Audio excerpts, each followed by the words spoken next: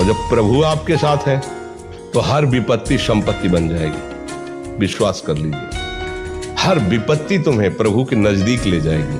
हर विपत्ति में तुम्हें अपने प्रभु की झलक लगेगी।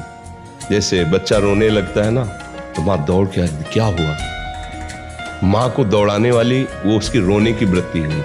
ऐसे जब भक्त किसी विपत्ति में होता है तो आसपास प्रभु ऐसे चलते हैं। उसी भक्त को अनुभव होगा जिसने प्रभु को केवल प्रभु को अपना बल माना है।